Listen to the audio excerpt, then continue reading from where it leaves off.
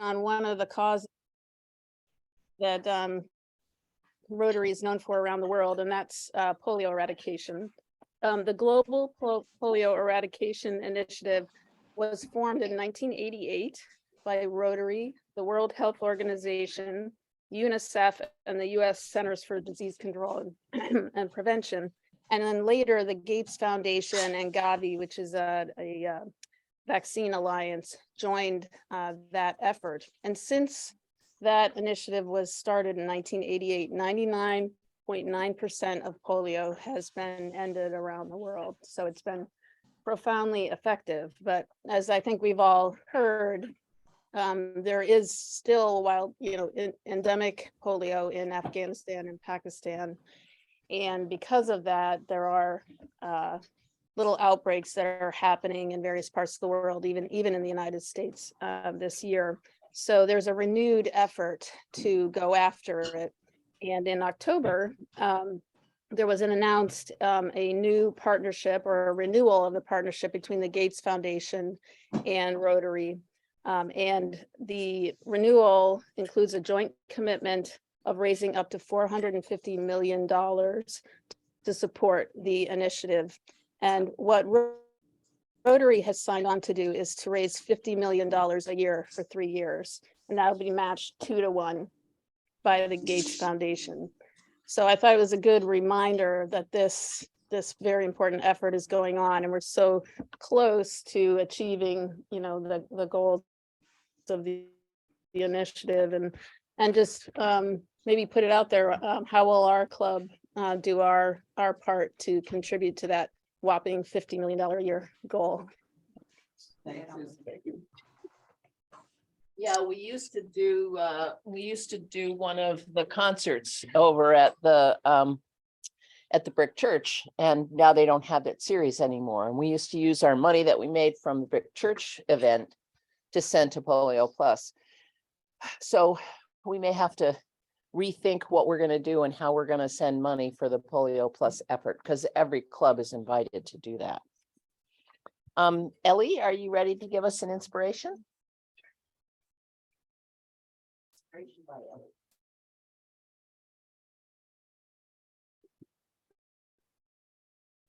All right.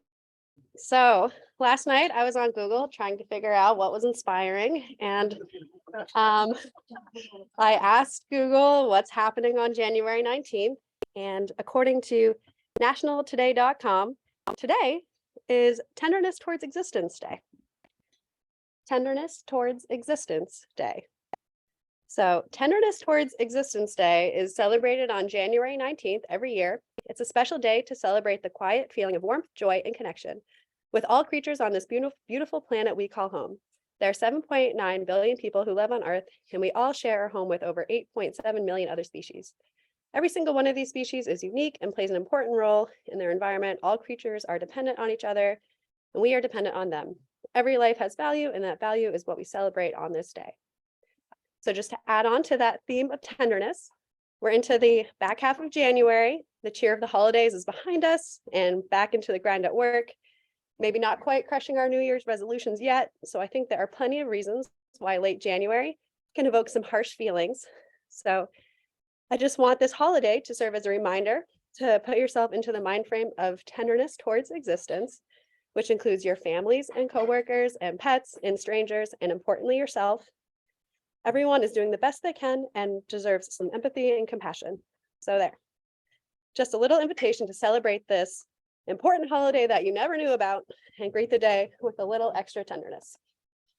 Thanks. I'll tell you a very quick story about tenderness for existence. A gentleman came to the food shelf last week, and he brought 2 women with him, one from Uruguay and one from Argentina. They had been brought here by a person who we don't know, dropped off at the bus station and left there. And they slept in the bus station for 3 days.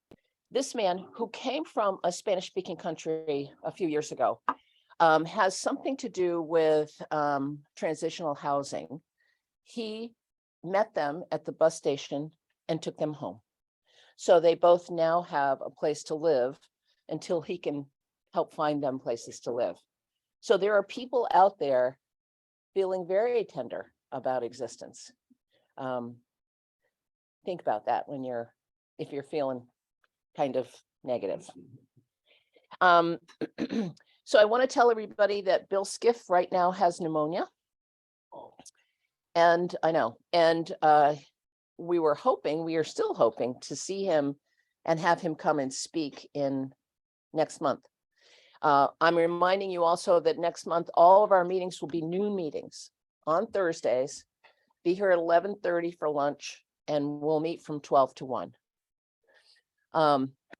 That will especially impact those of you who are working. So hopefully you can put it into your schedules to cut out an hour for lunch on the Thursdays in February. Hopefully February 16th, Bill will be our speaker. And as you know, he is the best storyteller. So we hope to bring him and his stories. Thank you, Chris, for signing into the volunteer hours. There is a list on the desk every week for you to put in volunteer hours that you have done.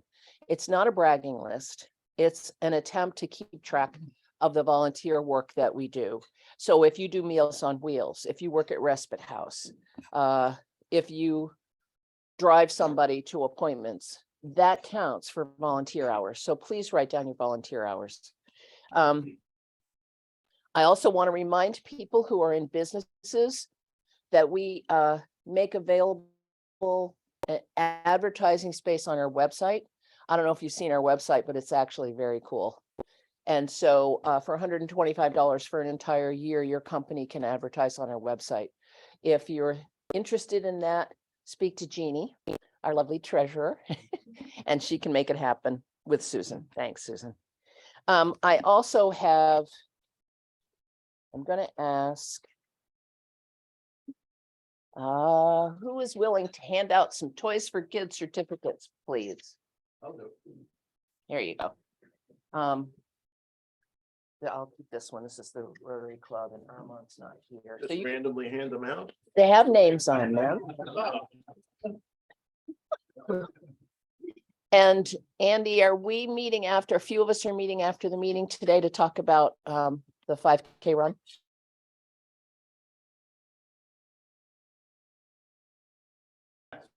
Okay, all right. So I'm gonna, when Chief came in his jacket, I was tempted to turn off all the lights to see if he glows in the dark. The jacket is pretty amazing. Anyway, go for it, Ted. Thanks. Excuse me, Sally, that was quite easy. There's only 2 people out of this whole pile that are here. Oh, okay. Give me the leftovers. I think, doesn't that mean he has to drive to where they are? Yeah. Yeah. So our speaker today is our Williston Chief of Police, Chief Foley. Chief Foley has been the chief of the Williston Police Department since October of 2017. We are very, very lucky to have him. Prior to that, he was the police chief for 22 years in the town of Douglas, Massachusetts. And I will say that their ageism is our blessing. Massachusetts has a law that you have to retire as a police officer at age 65. And the chief had a lot more to give and applied for this job. And it is a true blessing. I will share with you that there is a deputy sheriff that guards the door at the Costello Courthouse in Burlington. And he reminds me of what I learned about the Oracle at Delphi, where this guy never, like the Oracle at Delphi, never left Delphi, but knew everything because people would go to the Oracle to get advice and share information. And this guy was like that. He never left the front of the Costello Courthouse, but he knew everything because people would stop and gossip with him on the way out. He told me after the chief had been our chief for like a year and a half that if he was ever going to try to get a different job, it would be with the Williston Police Department, because everybody coming through was talking about how great the Williston Police Department has become under Chief Foley. So when you've been endorsed by the Oracle at Delphi,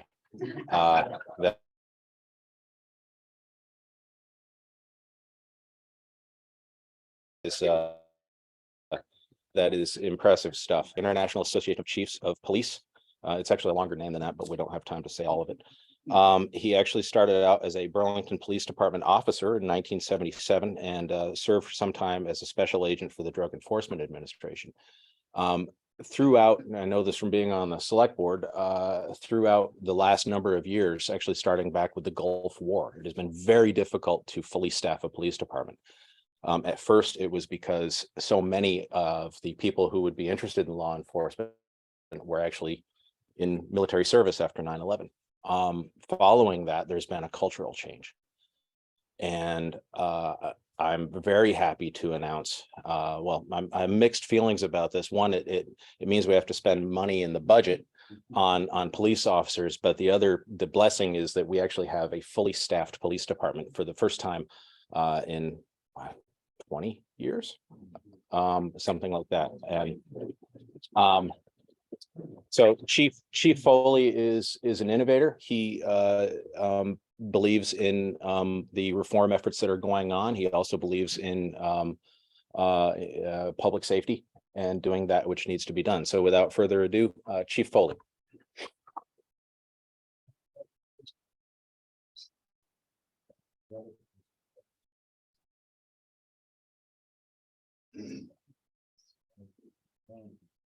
Well, good morning, and thank you, Ted, for my invitation here. And it's been, like he says, I've been here now. I just finished my 5th year back in October of last year.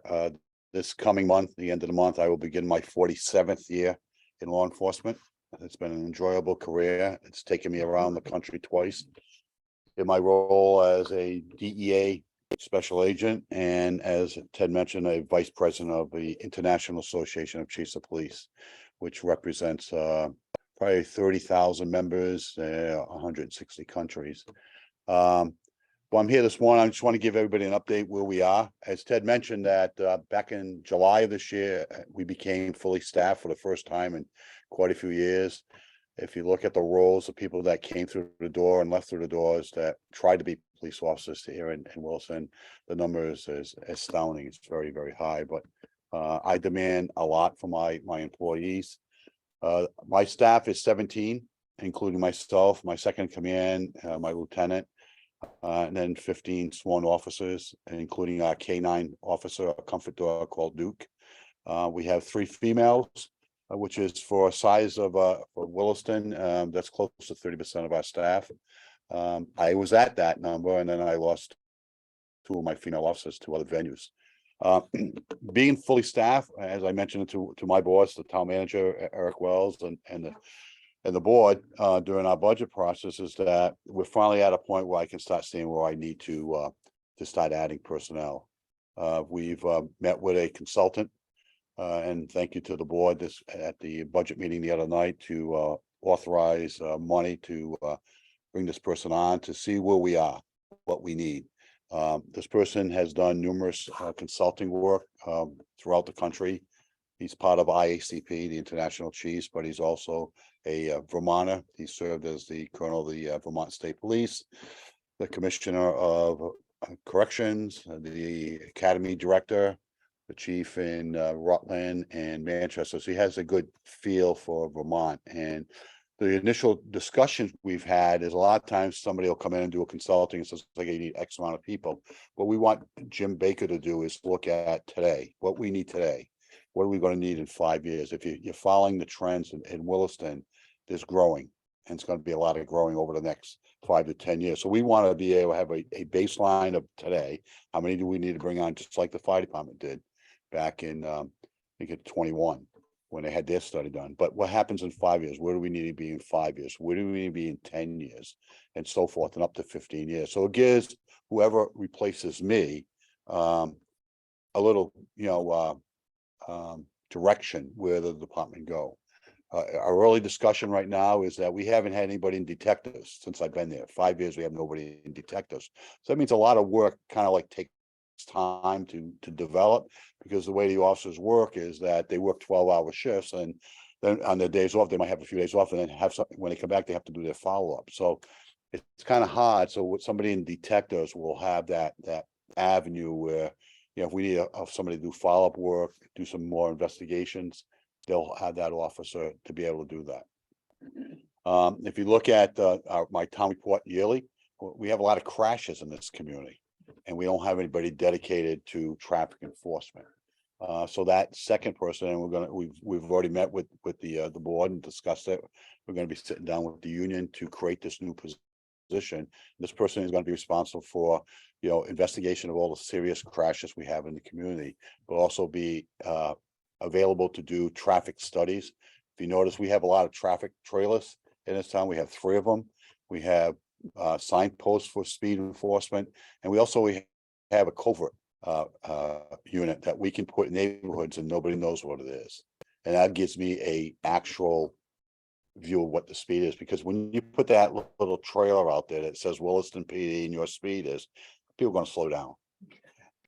With this other device, what we do is we back that up, so we'll know the actual speed, so we can target areas where we need to do traffic enforcement. We need to grow. We've done well. So we want to make sure that when we have this study completed, that we know our game plan. It's nice being at full strength. It's nice, coming in and not worrying about, trying to fill the positions. But in doing so, we want to make sure we do it the right way. And, if we're allowed to bring more people on over the next few years, we're going to try to utilize the federal government and their grants to offset the cost. So it's called the COPS grant. So they'll fund the position over 3 years and up to the 4th year. So the 4th year is when the communities pick up the full cost of it, but it buys us time to get to see how the budgets are working and all that. I'm not sure if you're following in the papers, but currently our dispatch in our building is no longer there. We transitioned our dispatchers over to Essex PD, and that gives us coverage pretty much every day of the week, anywhere from 18 to 20 hours a day. We'll have 2 dispatchers on. So we split it with Essex PD, so there'll be an Essex dispatcher and our dispatcher. Some days it could be 2 Essex dispatchers, could be 2 Williston. So it buys us time. We have a 2.5 year agreement with them. So again, we can see how the regional is going to build out. We still have discussions with that, with the Chittenden County Public Safety Authority. There's still interest in that, but again, it allows us to slow down and take smaller steps to build that out. We're also looking at trying to increase our radio coverage. So it's all a work in progress. And the reason why we ended up going over, I'm sure everybody knows the whole story. For quite a few years, state police provided free services to our dispatching, to our community.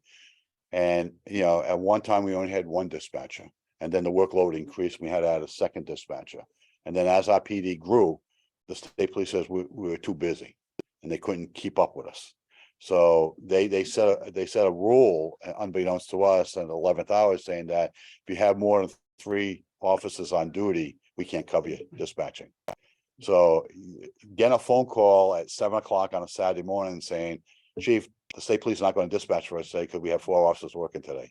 It was like, so we ended up hiring a 3rd full-time dispatcher, and then the state police said we can't help you anymore because we can't even keep up with our other communities. So, the initial discussions with Essex, they were providing the backup of the vacant shifts. But when we had somebody out sick, somebody on vacation, we couldn't backfill that position, and that created another problem. So we decided to sit down with the authorities, our authorities, and work out a game plan. And it's worked out. It started January 1. It's running very smoothly. Everybody likes it. We haven't had any complaints. We will reconvene in June of this year with management over in Essex, our staff here and the dispatchers. Okay, what happens in the first 6 months? We need to improve and all that. We're working to enhance the radio capabilities throughout the towns, because we do have some low spots. It's kind of hard in Williston because we're on a flight pattern to the airport. So there's certain antennas we can't stick up to interfere, but we're doing well. We're doing well. And as Ted was saying about, people wanting to come to Williston, it's true. We're turning away people pretty much every day. Somebody sending me an email, somebody send me an application. I have to tell them that we're looking at study. We're going to probably be adding people. I'm not sure how many, but stay in touch, follow the newspapers and all that. And that's it. For an update, I'd be interested in any questions anybody has about the community and where we're planning to go. But I just wanted to thank Ted for inviting me here. So I have a comment and a question. The comment is you couldn't possibly go undercover with that accent. Oh, you'd be surprised. You'd be surprised. I tell people when I worked in New York City, I could have bought anything from guns, drugs, and all that, you know, people, oh yeah. But I was a little different there. I had long hair, had a beard, yeah. And I had a good nickname, so you know, I fit right into Hell's Kitchen down there in the Irish neighborhood, so. Oh, perfect. So my question is, how many of your officers actually live in Williston?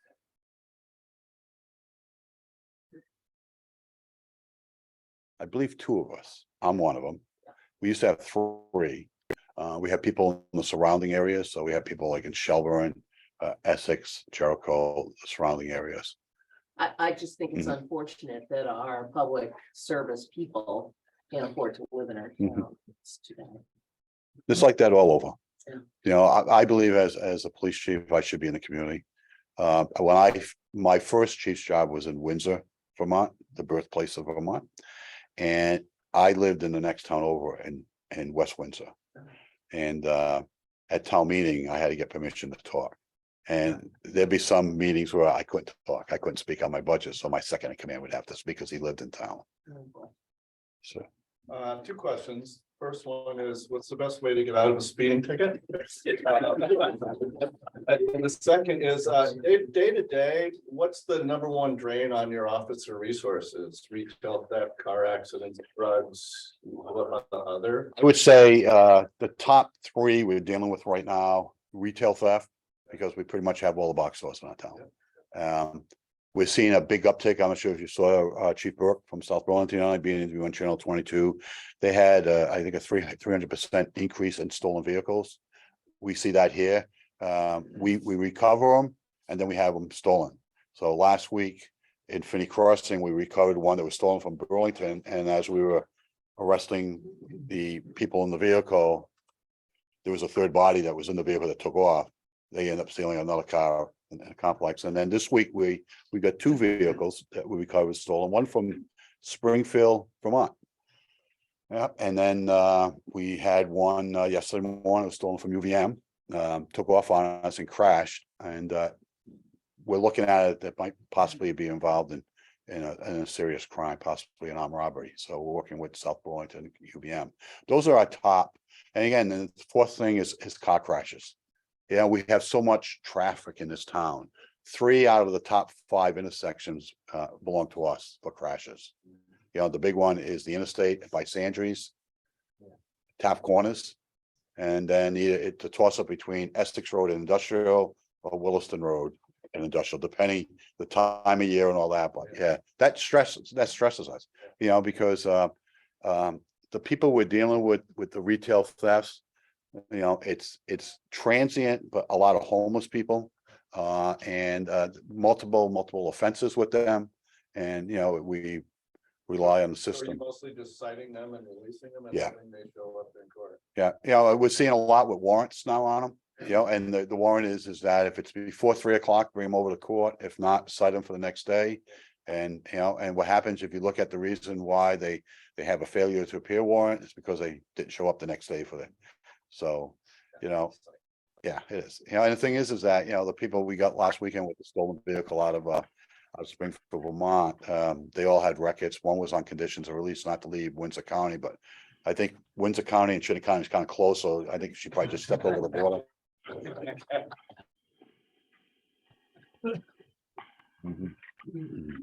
Anyways, Mike. I see your traffic trailers, I like those, and I wonder what kind of data do those traffic trailers?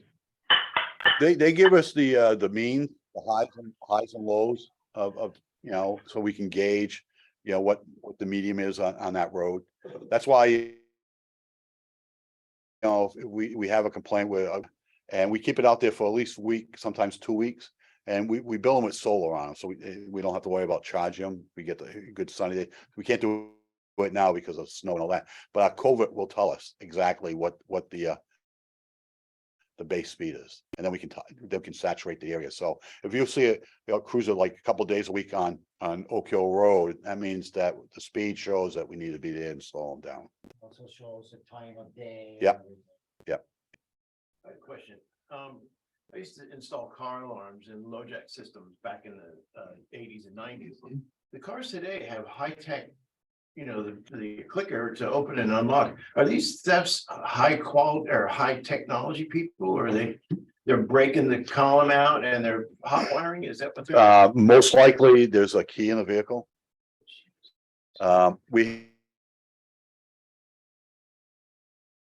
had a gentleman that was back in free of stealing. He was breaking into the car dealers and taking the keys and stealing cars.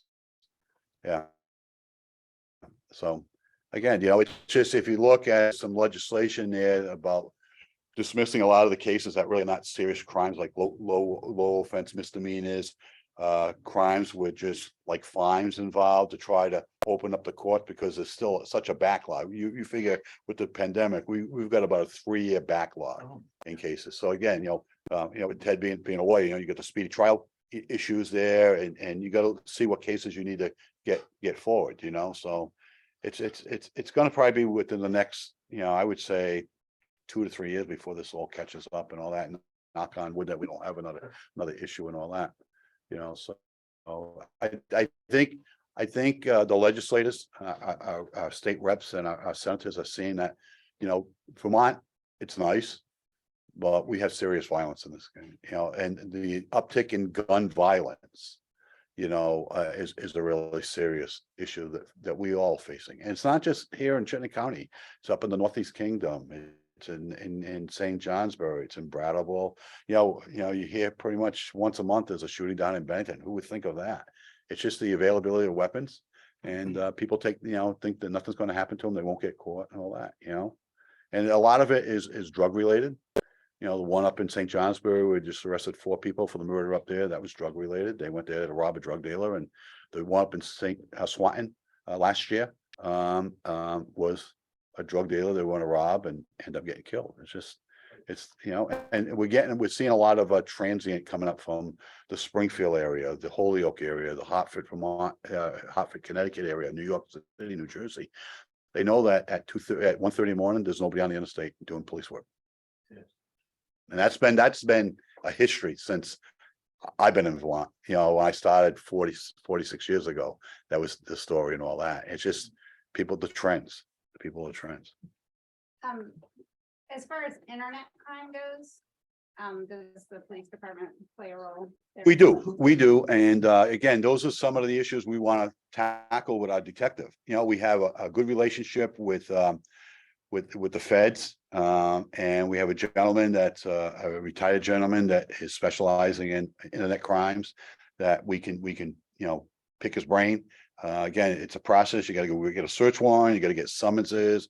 Some of these internet companies are difficult to get them to give you the information you need. But yeah, it's again, these are the things that we want to tackle. If you follow us on Facebook, we put a lot of stuff on Facebook out there.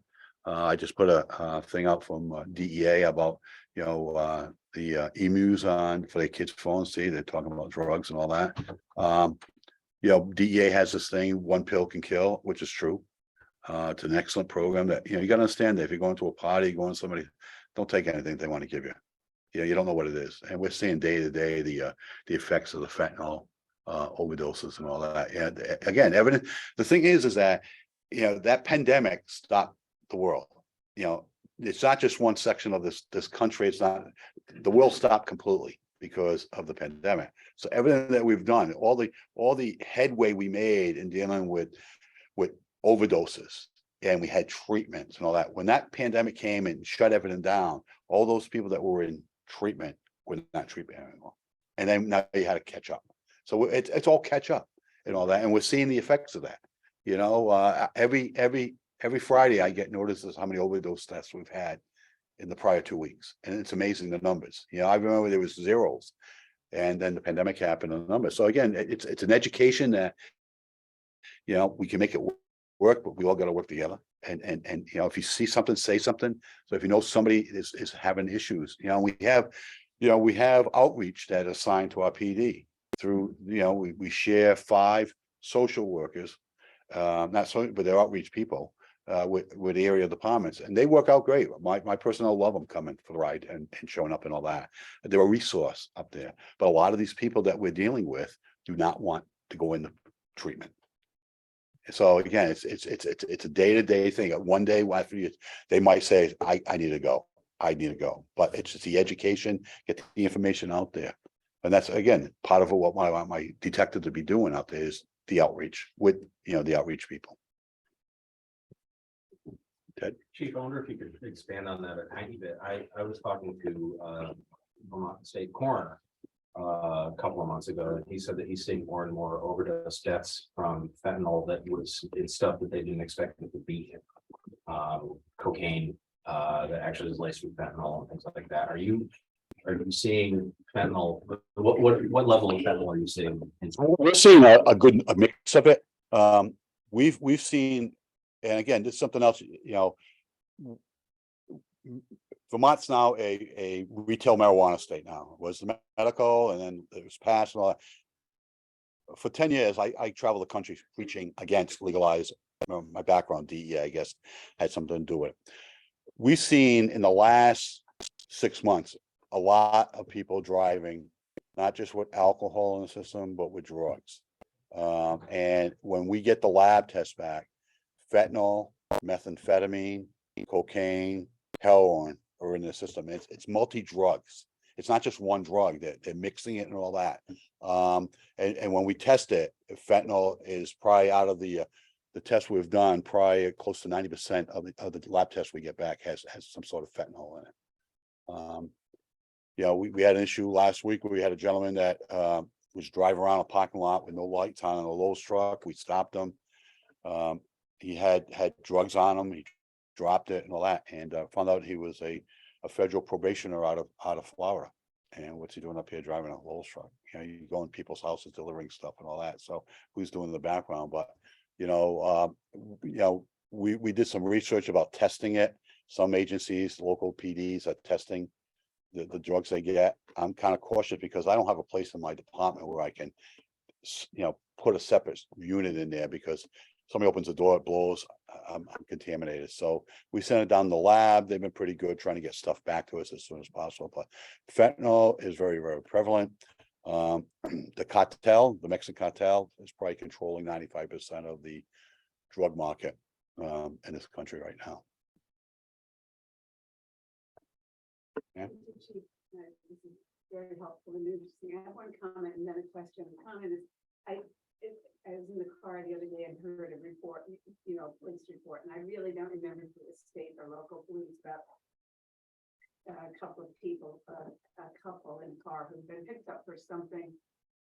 The man, they were in their 40s, I think he said, and the man had around 150 citations against him, and the woman had close to 130.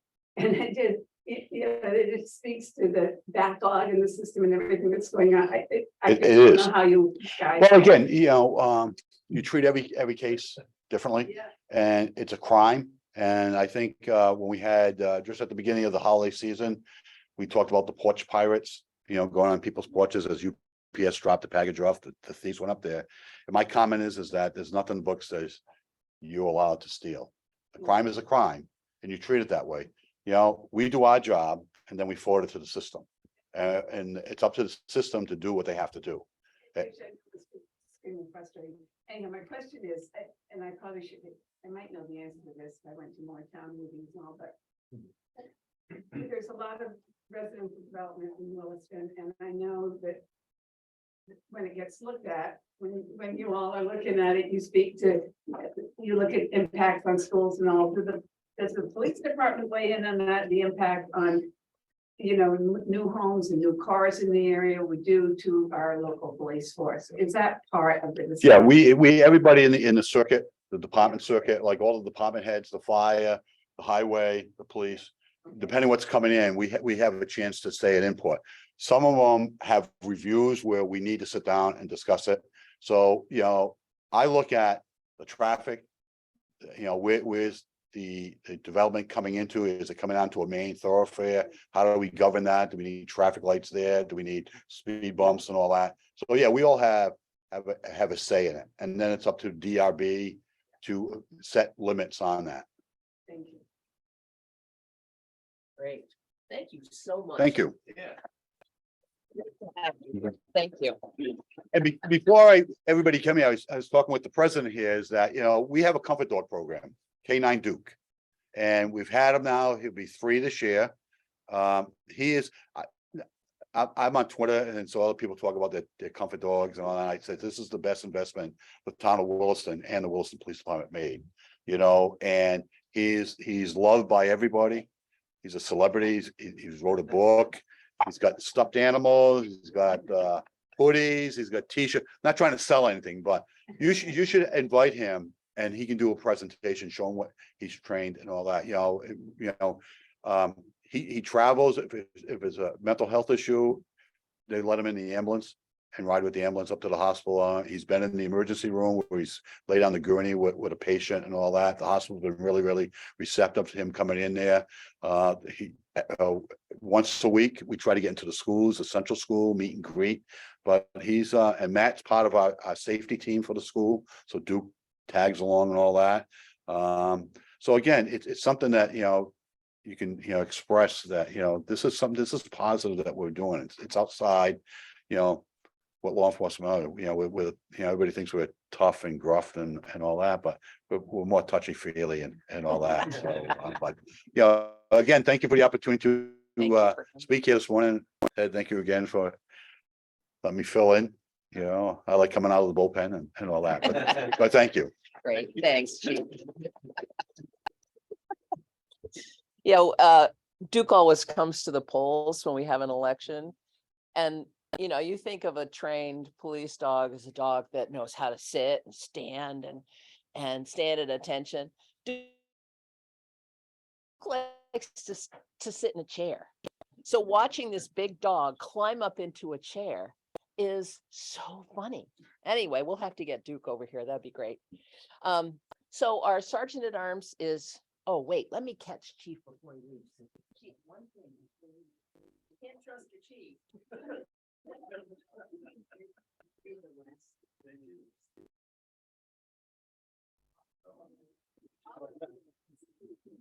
Thank you. So the numbers are 955. Which set of.